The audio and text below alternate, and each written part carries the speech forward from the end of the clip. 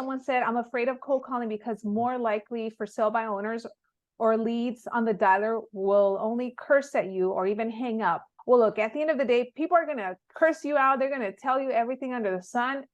And you know what? I don't care, because I need to get to that next person that needs my help. And it goes back to, you can't take this personal.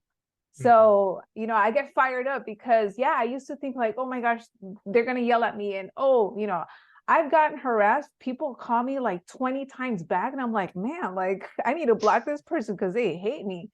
But you know what? That next call, I set an appointment for like a property that's $1 million, ended up making a $40,000 commission. So was that worth it, me getting yelled at? Absolutely, because it led me to that paycheck where I helped this older gentleman downsize from a 3,000 square foot home to a single story home just for him. So I don't care if they yell at me. It's like, you're the one having a bad day, not me. I'm over here trying to figure out what family I'm going to help next with the sale of their property. For sale by owners, can they sell their property? Absolutely. Will they sell it for the most? Probably not. And that's what you have to think, because I get agents all the time. Well, Loida, they can sell the property. It's like, yeah, you know what? I even tell the for sale by owners, yeah, you know, Trevor, you can absolutely sell your home. But what if you're leaving money on the table? Are you going to be okay with that?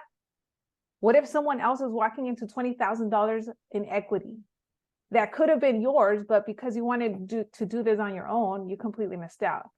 Is that something that you and your wife will be able to live with at the end of the day?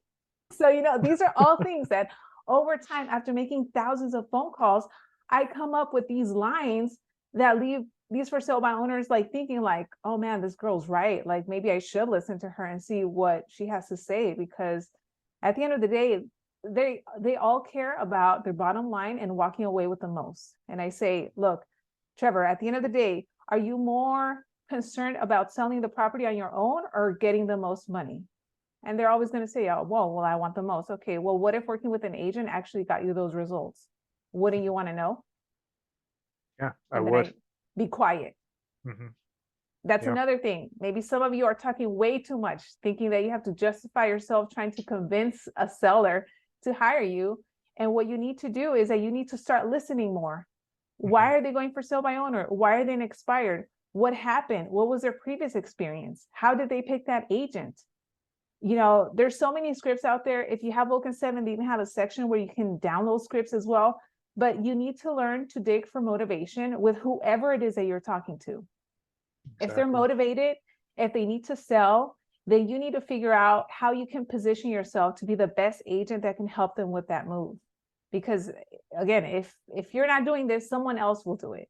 If you're not following up, maybe that day that you needed to follow up, but you were too lazy, Loida followed up and she got the listing.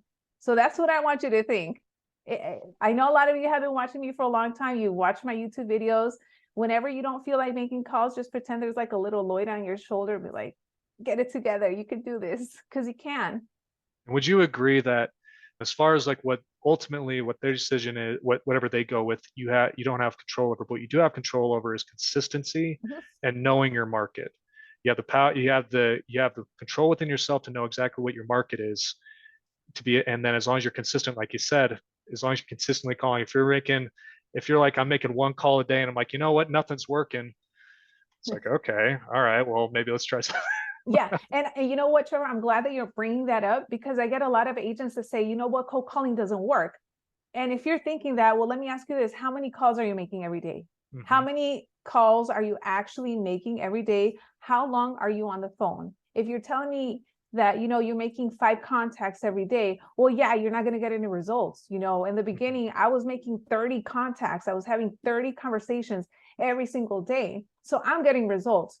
So some of you need to step it up. And that's the reality of it, because you're not putting in the work. You want to get listings, or maybe you think listings are hard, or for sale by owners are hard, or expires are hard. And it's not hard. You just have to work on your skills and you have to be better. Because I mean, maybe you're working with buyers that are taking long, or maybe some of you like to work with buyers, but now you want to take more control of your time and you want to go after listings. I mean, there's agents that don't really have any skills, but you know what? They spend 8 hours a day making cold calls, and they're setting appointments and getting listings, because there's people out there, there are families and there are homeowners that need to sell. And if you're not calling them, someone else is getting those paychecks. And it could be you know, 10,000, 20,000. If you're out in LA, it could be like 25, 30, 40,000. You know, you never know. And for many of you, those paychecks can completely change your life. You can go from being a part-time agent to a full-time agent to maybe moving out or buying a car or whatever that is. So I want you to keep that in mind, because cold calling can probably not seem fun. It might be intimidating, but you have to learn to not take things personal.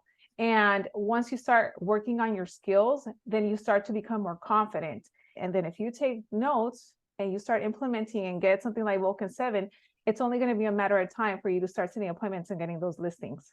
I want to touch on a question that Joanna asked. What are you saying on your follow-up calls after multiple calls? And I think this is in reference to the for sale by owners. So Joanna, when it comes to follow-up, it's just almost like you're checking in. You know, if it's a for sale by owner and I call them last week and they're like, you know, I'm not hiring an agent, call me back in 2 months or 6 months or whatever. Then I call them the next week, like, hey, Trevor, it's Loida again. Look, I was thinking about you. I wanted to see how things are going. What has the activity been like? Are you getting any traction, any offers? And again, it's almost like I'm asking the same questions, because over time, they're going to start telling me, oh, well, you know what? Like, I'm just getting a whole bunch of agents and investors calling me and wasting my time. Oh, really? Okay. So how much longer do you think you'll take before you might, you know, consider an aggressive agent to help you get this property sold? And they might still tell you, oh, maybe like in 2 months. So that's pretty much how those follow-up calls go. And eventually they'll be like, you know what, Loida, you're the only one that's been calling me. I'm tired of all of these people wasting my time. They're all like full of BS. Let's just get together, because I really need to get this property sold. It's costing me money now. And at that point, if you're sharp, if you know what to say, if you show up, if you show up on time, because for some reason realtors like to show up late, show up on time, know what to say, and be confident that you can actually help them with their property, getting it sold and solve whatever problem that they have, they're probably going to hire you. But again, you have to believe in yourself and you have to be confident enough to know what you're worth. I have posted reels in the past and YouTube videos where I said, you know, a for sale by owner told me that they only wanted to pay me 4%. And I said, you know, 4%, I know my value. I'm not going to do it for 4%. I know plenty of other agents that will do it for 4%. But I know I'm the best one that can get this property sold. And I ended up walking away. And they called me back, I think it was like a month later, asking me if I would be still open to working with them for a full commission. So that's kind of like the attitude that you need to have, because the moment that you start, you know, giving away your commission or feeling desperate for a listing is when people start to take advantage of you and see you as like a desperate agent that you're willing to do whatever it takes. Let's have the courage to pick up the phone, make those calls. And hey, if someone yells at you or cusses at you, don't take it personal. Just keep going. Just keep going, and just know that there's someone out there that needs your help. And let me tell you, you're going to feel so good when they say, oh, Trevor, I'm so glad. It's like you're heaven sent. I was just praying right now because I've been thinking about selling my house. And that's happened to me so many times. I'm like, okay, so that person that yelled at me at 9 o'clock in the morning, I'm not even thinking about you anymore, because I just set an appointment for an $800,000 house.